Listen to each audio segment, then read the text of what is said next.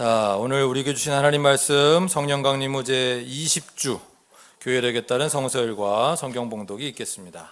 욥기 1장 1절, 2장 1절에서 10절의 말씀입니다. 우스라는 곳에 욥이라는 사람이 살고 있었다. 그는 흠이 없고 정직하였으며 하나님을 경외하며 악을 멀리하는 사람이었다. 하루는 하나님의 아들들이 와서 주님 앞에 서고 사탄도 그들과 함께 주님 앞에 섰다. 주님께서 사탄에게 어디를 갔다가 오는 길이냐 하고 물으셨다. 사탄은 주님께 땅을 이리저리 돌아다니다가 오는 길입니다 하고 대답하였다. 주님께서 사탄에게 말씀하셨다. 너는 내 종 욥을 잘 살펴보았느냐? 이 세상에 그 사람만큼 흠이 없고 정직한 사람, 그렇게 하나님을 경외하고 악을 멀리한 사람이 없다. 내가 나를 부추겨서 공연히 그를 해치려고 하였지만 그는 여전히 자기의 온전함을 굳게 지키고 있지 않느냐? 사탄이 주님께 아뢰었다. 가죽은 가죽으로 대신할 수 있습니다. 사람은 자기 생명을 지키는 일이면 자기가 가진 모든 것을 버립니다. 이제라도 주님께서 손을 들어서 그의 뼈와 살을 치시면 그는 당장 주님 앞에서 주님을 저주하고 말 것입니다. 주님께서 사탄에게 말씀하셨다. 그렇다면 그를 너에게 맡겨보겠다. 그러나 그의 생명만은 건드리지 말아라. 사탄은 주님 앞에서 물러나 곧 욥을 쳐서 발바닥에서부터 정수리에까지 악성 종기가 나서 고생하게 하였다. 그래서 욥은 잿더미에 앉아서 옹기 조각을 가지고 자기 몸을 긁고 있었다. 그러자 아내가 그에게 말하였다. 이래도 당신은 여전히 신실함을 지킬 겁니까? 차라리 하나님을 저주하고서 죽는 것이 낫겠습니다. 그러나 욥은 그에게 이렇게 대답하였다. 당신까지도 어리석은 여자들처럼 말하는구려. 우리가 누리는 복도 하나님께로부터 받았는데 어찌 재앙이라고 해서 못 받는다 하겠소. 이렇게 하여 욥은 이 모든 어려움을 당하고서도 말로 죄를 짓지 않았다. 오늘 우리에게 주시는 주님의 말씀입니다. 아멘.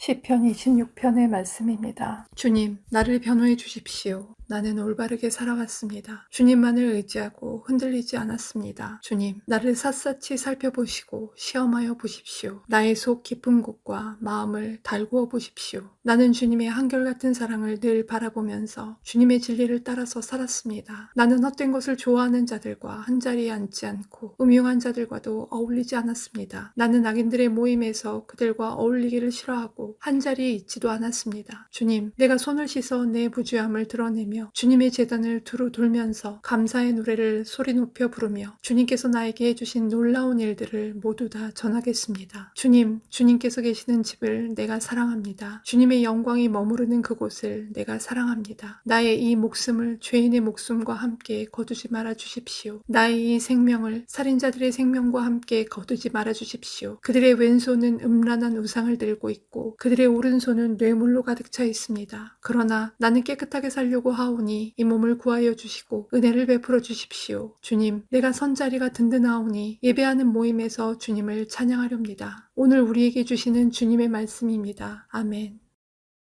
히브리서 1장 1절에서 4절, 2장 5절에서 12절의 말씀입니다. 하나님께서 옛날에는 예언자들을 통하여 여러 번에 걸쳐 여러 가지 방법으로 우리 조상들에게 말씀하셨으나 이 마지막 날에는 아들을 통하여 우리에게 말씀하셨습니다. 하나님께서는 이 아들을 만물의 상속자로 세우셨습니다. 그를 통하여 온 세상을 지으신 것입니다. 그는 하나님의 영광의 광채시오 하나님의 본체대로의 모습이십니다. 그는 자기의 능력 있는 말씀으로 만물을 보존하시는 분이십니다. 그는 죄를 깨끗하게 하시고서 높은 곳에 계신 존엄하신 분의 오른쪽에 앉으셨습니다. 그는 천사들보다 훨씬 더 높게 되셨으니 천사들보다 더 빼어난 이름을 물려받으신 것입니다. 하나님께서는 지금 우리가 말하는 장차 올 세상을 천사들의 지배 아래 두신 것이 아닙니다. 어떤 이가 성경 어딘가에서 이렇게 증언하였습니다. 사람이 무엇이기에 주님께서 그를 기억하여 주시며 인자가 무엇이기에 주님께서 그를 돌보아 주십니까? 주님께서는 그를 잠시 동안 천사들보다 못하게 하셨으나 영광과 존귀의 면류관을 그에게 씌워주셨으며 만물을 그의 발 아래에 복종시키셨습니다. 하나님께서 만물을 사람에게 복종시키심으로써 그에게 복종하지 않는 것이라고는 아무것도 없게 하신 것입니다. 그러나 지금 우리가 보기로는 아직도 만물이 다 그에게 복종하고 있는 것은 아닙니다. 예수께서 다만 잠시 동안 천사들보다 낮아지셔서 죽음의 고난을 당하심으로써 영광과 영광과 존귀의 면류관을 받아 쓰신 것을 우리가 봅니다. 그는 하나님의 은혜로 모든 사람을 위하여 죽음을 맛보셔야 했습니다. 하나님께서는 만물을 창조하시고 만물을 보존하시는 분이십니다. 그러므로 하나님께서 많은 자녀를 영광에 이끌어 들이실 때에 그들의 구원의 창시자를 고난으로써 완전하게 하신다는 것은 당연한 일입니다. 거룩하게 하시는 분과 거룩하게 되는 사람들은 모두 한 분이신 아버지께 속합니다. 그러하므로 예수께서는 그들을 형제 자매라고 부르시기를 부끄러워하지 않으셨습니다. 그리하여 그분은 내가 주님의 이름을 내 형제 자매들에게 선포하며 회중 가운데서 주님을 찬미하겠습니다 하고 말씀하시고 오늘 우리에게 주시는 주님의 말씀입니다. 아멘.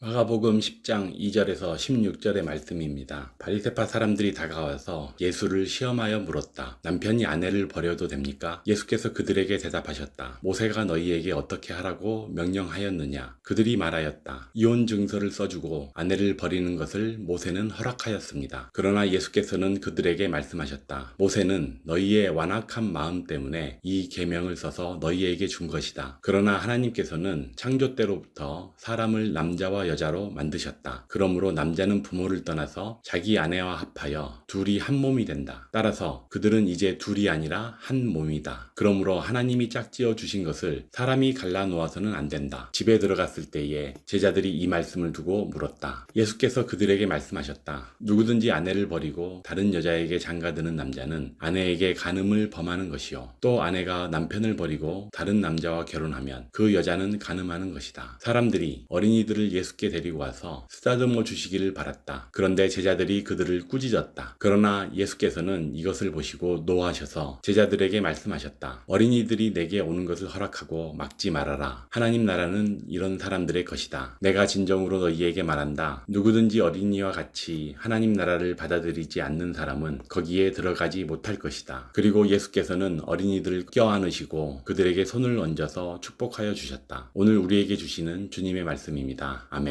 우리 기도드리고 설교 말씀 받도록 하겠습니다. 주님, 주님의 귀한 날 우리가 주님을 예배할 수 있도록 이렇게 불러주시니 감사합니다. 주님께서 우리에게 은총을 베푸시고자 우리를 부르신 줄 믿습니다. 주님, 설교 말씀을 통해 또 성찬식을 통해 우리에게 주님의 은총을 허락하여 주옵소서. 그리고 우리의 찬양, 우리의 기도, 우리의 헌신을 받아 주옵소서. 주님의 주심과 우리의 올려드림이 한데 어우러지는 아름답고 복된 예배 될 수 있도록 인도하여 주옵소서. 부족한 종을 세우셨으니 이 종을 붙들어 주시어서 주님의 말씀만 우리가 받을 수 있는 그 은총을 온전히 받을 수 있는 복된 시간 되게 하여 주옵시기를 간절히 바라옵고 우리 주 예수 그리스도의 이름으로 기도합니다. 아멘. 지난 한 주도 주님을 따르기 위해 애쓴 여러분 모두를 주님의 이름으로 축복합니다. 오늘도 우리는 성부, 성자, 성령, 삼위 하나님께서 우리에게 명하시는 생명의 길 그 위로 걸으며 주님을 따르고자 합니다. 오늘 욥기 이제 본문이죠.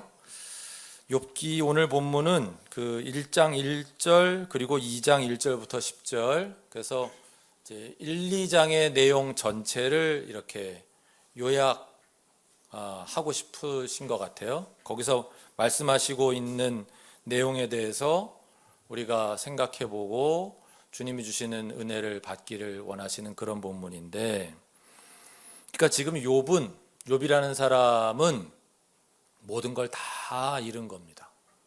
그러니까 그의 세상 전체가 무너져 내린 거예요. 우리는 좀 상상을 해볼 필요가 있을 것 같습니다. 욥과 같은 일이 나에게 일어났다면 이라는 상상이 오늘 본문을 대하는 우리에게 좀 필요하다는 생각이 들었어요. 평생 일군 재산, 이제 오늘은 2장에는 건강 이야기만 나오지만 1장에는 그가 평생 일군 모든 재산을 이제 한순간에 잃어버린 내용 나오고, 그 다음에 엎친 데 덮친 격으로 그의 모든 자녀, 한두 명도 아니고 그의 모든 자녀도 사고로 한순간에 다 이제 잃습니다. 그리고 이제 오늘 2장에 가면 당시로서는 낫게 할 도리가 없는 그런 난치병, 그런 심각한 병까지 얻은 거예요. 근데 욥이라는 사람은 어떻게 살아온 사람이냐? 욥기 1장 1절에도 있고 2장 3절에도 있는 것처럼 흠이 없이 살아온 사람이에요. 정직하게 살았고 하나님을 경외하고 악을 멀리하며 사는 사람이에요. 그런 사람에게 이런 일이 벌어진 거예요. 그러니까 이제 그 아내가 그에게 뭐라고 얘기를 하냐면 1장에서도 이제 그렇게 표현하는 게 있지만 어쨌든 보면 아내가 여기서 이래도 신실함을 지키겠느냐고 하니까 하면서 차라리 하나님을 저주하고 죽는 것이 낫겠다. 이렇게 이게 모든 걸 다 그의 모든 세상이 다 무너져 내렸으니까 근데도 욥은 온전함을 지키고 신실함을 지키고 3절과 9절에 보면 이제 그런 표현이 나오잖아요. 그런 삶을 살고 있으니까 이제 아내가 옆에서 그런 소리를 한 거예요. 그래서 이제 제가 이제 상상을 해보자, 내가 그 입장이라고 상상을 해보자고 말씀드리는 이유는 뭐냐면 우리가 그 상황이라면 우리는 어떻게 하겠는가 라는 거죠. 상상하기 싫지만 해보자는 거예요. 아마 누구나 다 첫 번에 드는 생각은 왜 이런 일이 나에게 일어났지? 라는 질문일 겁니다. 사실 질문이라기보다 약간 하나님께 항의하는 거죠. 따지는 거죠. 내가 뭘 그렇게 잘못했길래 이런 일이 나에게 일어났습니까? 라고 따지는 거죠. 물론 질문은 대단히 중요합니다. 따질 게 있으면 따져보기도 해야 되겠죠.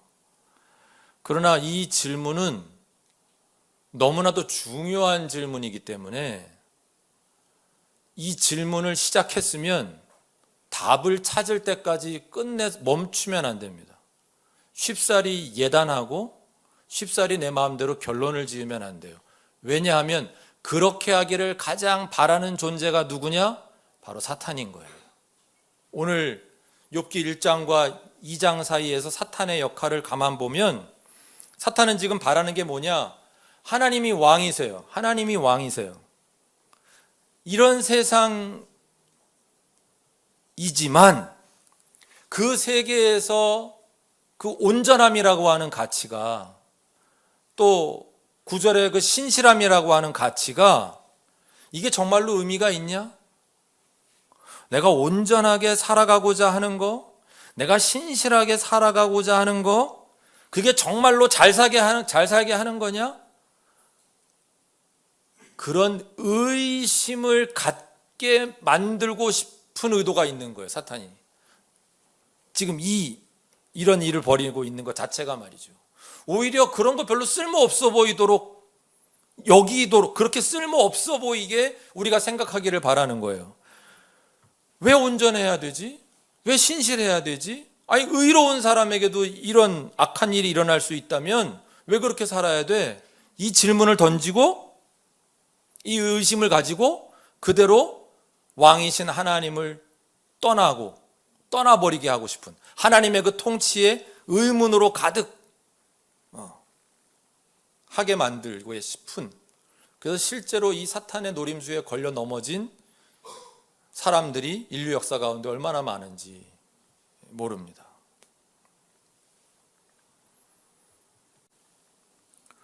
오늘 근데 욥의 모습은 우리가 이제 다음 주 10월 한 달 내내 이제 욥기가 있거든요. 4개 본문 중에. 그래서 이제 계속 다뤄가겠지만 욥도 분명히 그 질문이 있어요.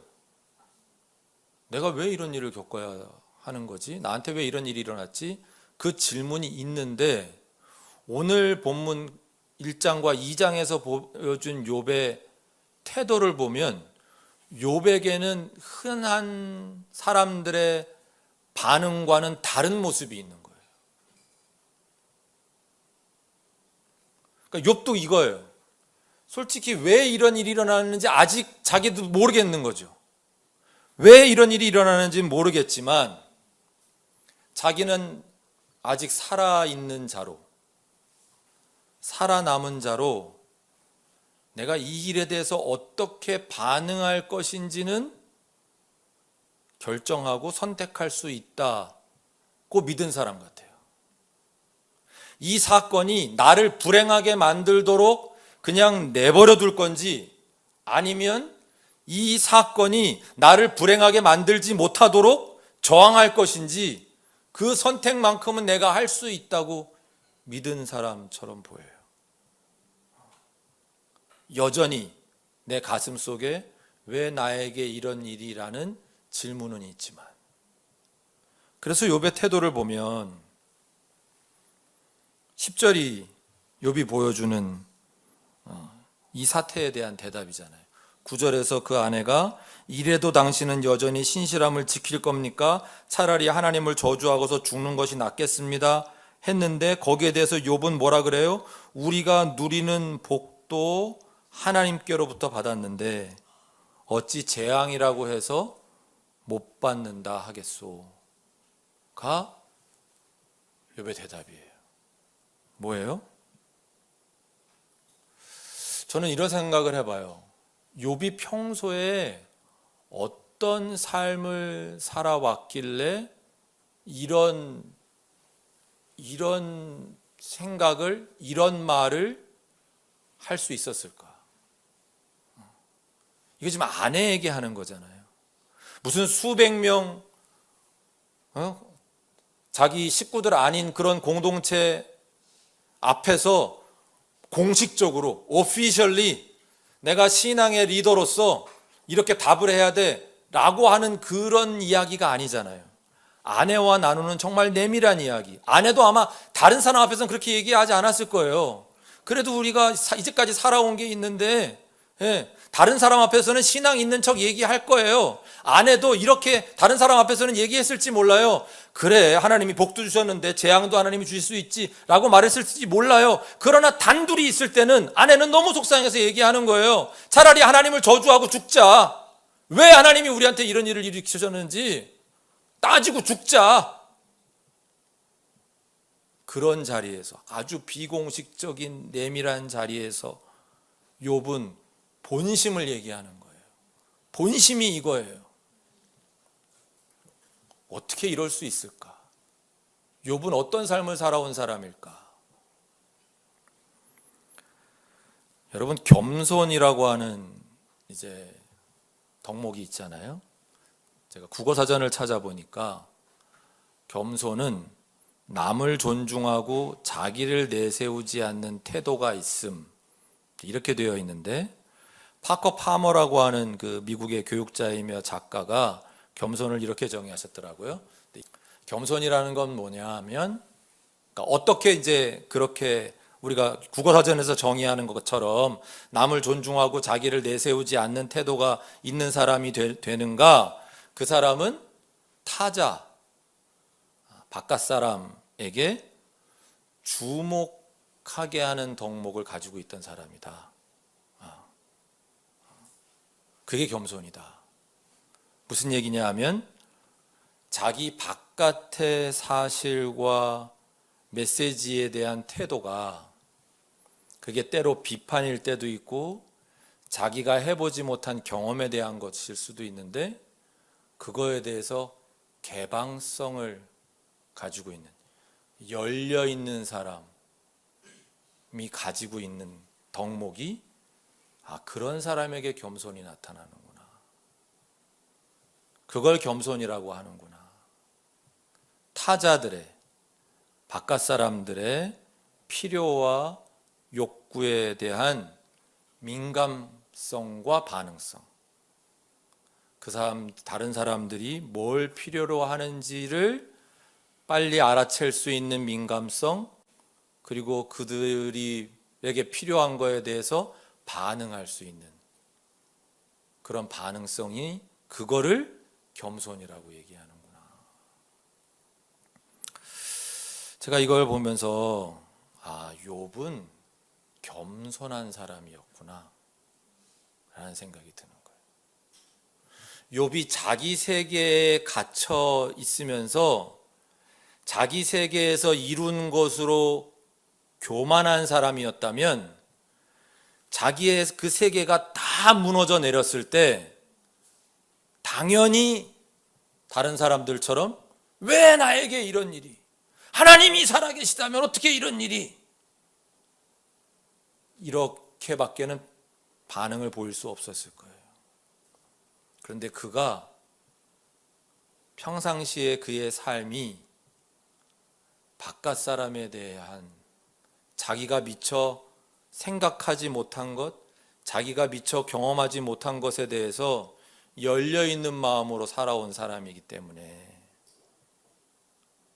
이 엄청난 사건이 자신의 삶에 일어났음에도 불구하고 자기의 온전함, 자기의 신실함을 지켜낼 수 있었구나. 그래서 그는 하나님 앞에 범죄하지 아니하고 이런 고백을 할 수 있었구나 라는 거죠. 겸손은 자신에게 일어난 최악의 사건이라 할지라도 우리 자신을 불행으로부터 지켜줄 수 있는 엄청난 덕목이구나 라는 생각을 저는 욥을 보면서 하게 됩니다. 오늘 마가복음 본문은 이혼에 대한 말씀이거든요. 쭉 다 읽어보시면, 제가 이제 2부 때니까 우리 친구들 위해서라도 짧게 하려고 그래요. 자세히 말씀 안 드리고 이혼하지 말라고 하시는 말씀이에요. 물론 이혼 불가피한 상황 때문에 이혼하시게 된 분들을 그렇다고 정죄하려고 하는 목적은 아니고, 하여튼 그 특별히 어떤 이혼이냐면 남편이 아내를 버리려고 하는 이혼, 그런 이혼. 예. 나쁜 새끼들이죠. 예. 정당한 사유가 없이 그냥 아내를 버리려고 하는 거예요. 또 다른 여자가 있으니까. 예. 이런 새끼들한테 이제 하시는 말씀인 건데, 이제 좀 애들이 잠을 깬다, 이제. 예. 자, 이혼을 금하는 말씀 중에 이제 전체가 다 이혼을 금하는 말씀인데, 이제 마지막 부분에 어린이에 대한 말씀까지 하신 건 뭐겠어요? 당신들이 생각하는 것보다 당신들의 자녀에게 미치는 파괴적인 영향이 있는 게 이혼이다 라고 하는 것을 기억해라. 아무리 자녀가 장성했다 하더라도 이혼에는 그런 무서운 점이 있다, 이것까지 이제 말씀하신 건데, 제가 일주일 내내 고민되는 건, 다른 본문들은 욥기 말씀하고 연관이 있나 싶은데 이혼하고 도대체 욥기하고 무슨 상관이야? 오늘 욥기에 그 말씀하고요. 근데 이제 욥기 말씀을 쭉 묵상하면서 겸손이라고 하는 데까지 제가 욥은 굉장히 겸손한 사람이었구나 라는 것까지 보고 나니까 그제서야 여기 어린이가 있잖아요. 오늘 마가복음 본문의 15절, 누구든지 어린이와 같이 하나님 나라를 받아들이지 않는 사람은 거기에 들어가지 못할 것이다. 어린이가 지금 파커 파머의 겸손이라고 하는 속에서는 어린이가 이게 해당 사항이 있구나. 왜냐면 어린이에게는 선입견이 없어요. 왜? 아직 배운 게 별로 없어가지고. 예.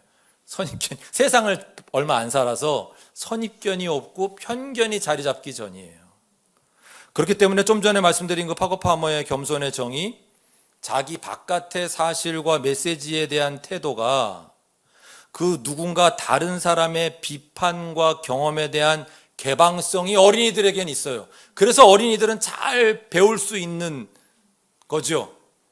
또 어린이들에게는 다른 사람들의 필요와 욕구에 대한 민감성과 반응성이 있어요. 우리 아이들은 누가 조금만 어려운 일을 당한 것 같으면 금방 막 같이 안타까워하고, 막 돕지 못해서 안달이고, 오히려 어른들이 조심해, 여기 안 돼, 뭐 이렇게 하잖아요. 어른들은 좀 문제가 하여튼 이제 마음이 딱딱해져가지고, 어쨌든 그런 정말 순수하게 누군가를 보고 공감하고 도울 수 있는 능력이 어린이들에게 있죠. 그래서 이 두 본문이 함께 있구나. 욥의 모습을 통해, 그리고 마가복음 본문을 통해 어린이들과 욥에게 있는 그 겸손, 그것을 우리가 품기를 오늘 본문에서 바라시나, 여기까지 이제 간신히 간 거예요. 일주일 동안 아주 엄청 고생했어요. 그러다가 간신히 이렇게 초점이 맞춰지고 나니까 히브리서 본문에서도 이제 이 부분에 주목을 하게 되는데, 어디냐 하면 11절 12절에 주목하게 된 거예요. 사실은 히브리서 본문은 그 1절부터 4절, 그리고 이제 그 다음 장으로 넘어가잖아요. 2장. 그러니까 사실 1절부터 4절이 되게 중요해요. 사실 이 부분을 이렇게 그냥 지나가면 안 되고 아주 성경 공부하면서 하나하나 살펴봐야 되는데,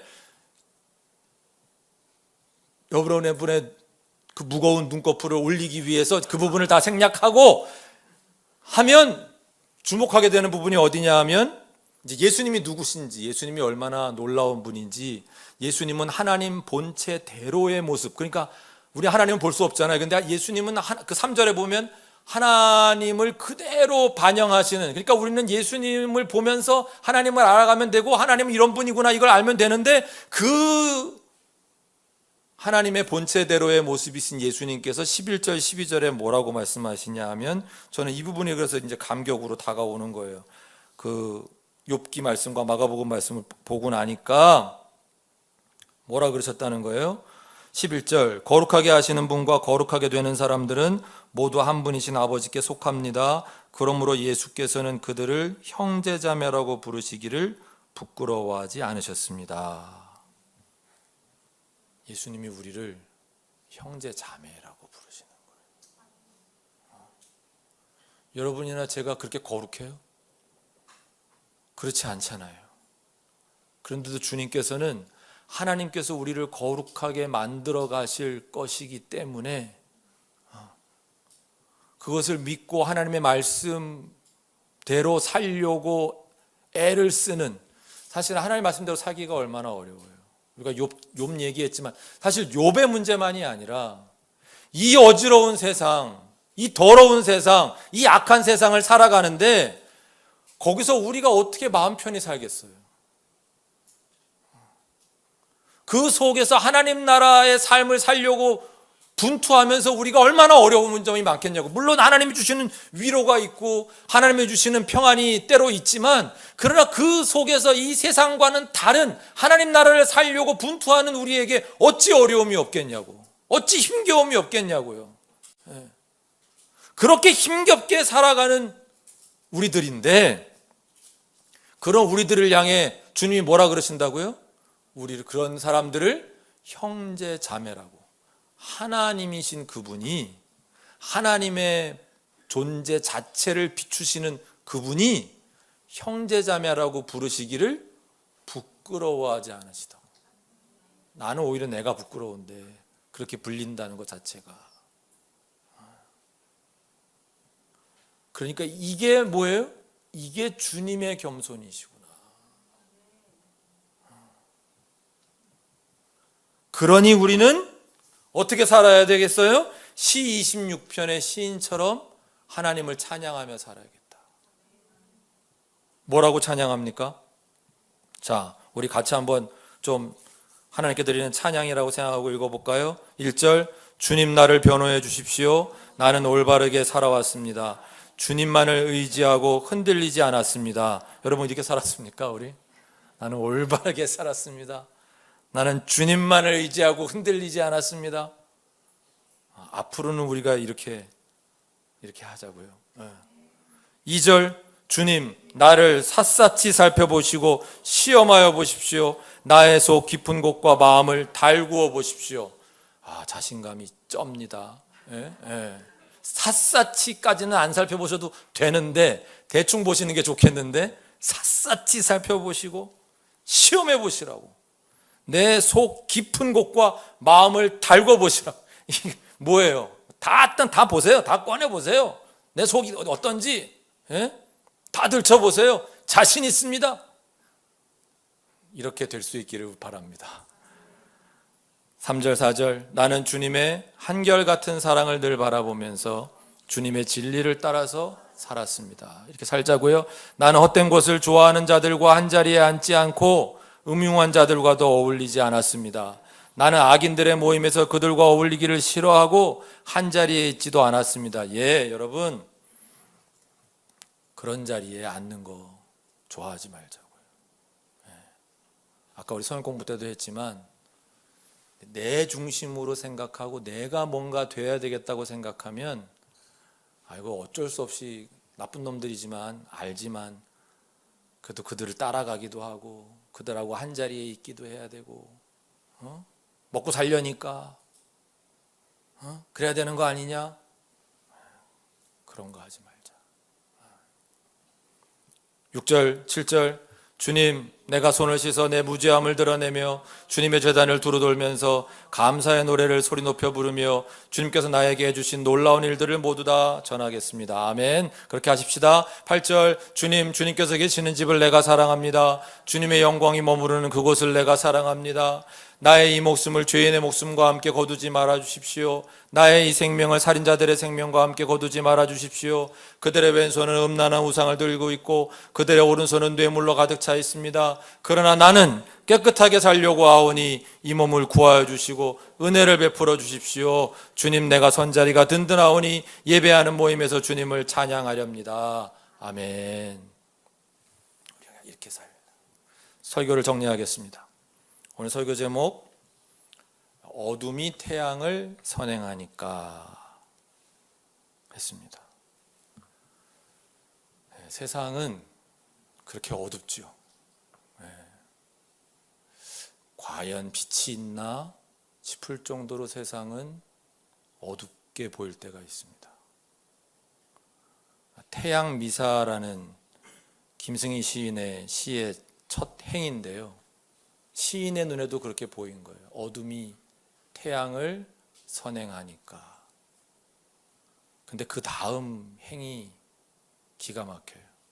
뭐라고 했을까요?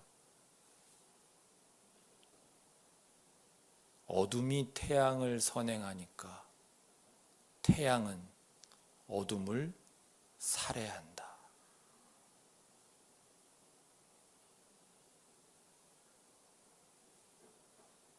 너무 멋있지 않아요?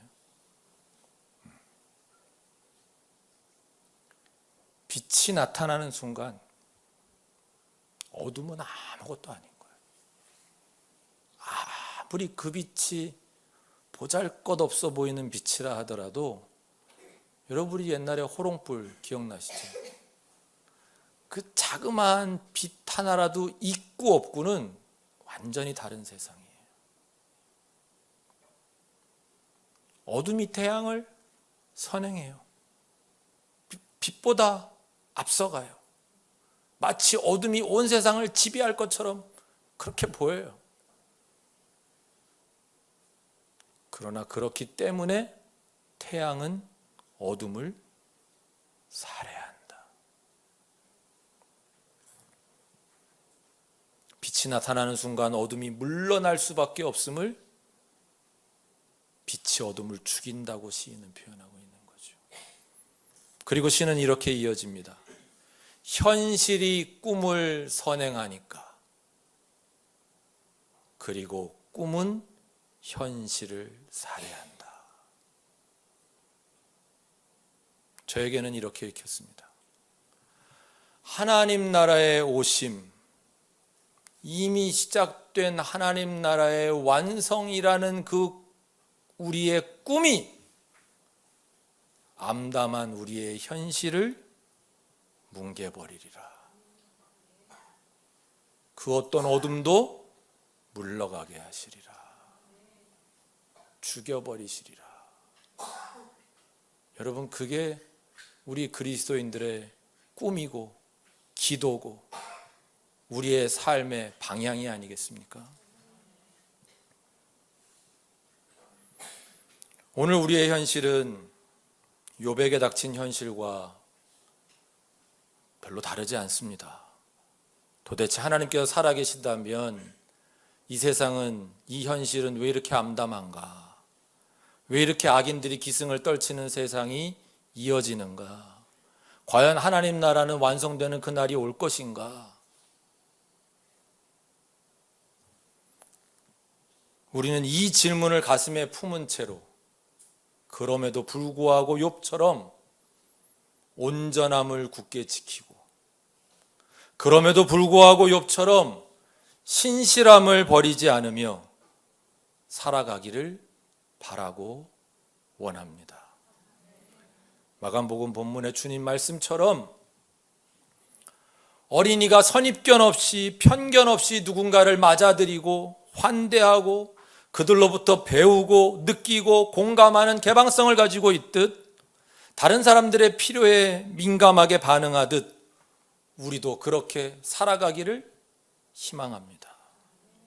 어떻게 그렇게 살 수 있습니까? 히브리서 본문에서 말씀하신 것처럼 우리의 주님인 예수님께서, 그 하나님의 본체대로의 모습이신 그분께서 우리의 주님이시기에, 우리는 그 주님을 믿고 신뢰하기에, 그 주님이 반드시 이 일을 이루실 것을 믿기에, 그 창조의 주님께서, 만물을 보존하시는 분께서 우리를 형제 자매라고, 거룩하게 되는 사람들을 형제 자매라고 부르시기를 부끄러워하지 않으셨기에 우리는 겸손을 잃지 않고 나의 세계에 갇히는 교만과 맞서 싸우며 주님을 따르는 우리의 길, 빛으로 어둠을 죽이는 그 길을 걸어갈 것입니다. 기도드리겠습니다. 주님, 욥의 현실만이 아니라 우리의 현실도 어둠으로 뒤덮여 있습니다. 아직 주님으로부터 확실한 답을 얻지 못하고 있습니다. 그럼에도 불구하고 우리의 온전함, 우리의 신실함을 지켜갈 수 있도록 도와주시옵소서. 세상의 어둠에 편승하여 살아가지 않도록 우리를 지켜 주시옵소서. 욥의 모습을 통해, 주님의 모습을 통해 겸손함이, 타자에 대한 나의 태도가 그 한 길일 수 있음을 알려주시니 감사합니다. 겸손을 가슴에 품고 끝까지 아름답고 복되게 이 길을 갈 수 있도록 우리를 도와주시옵소서. 우리 주 예수 그리스도의 이름으로 기도합니다. 아멘.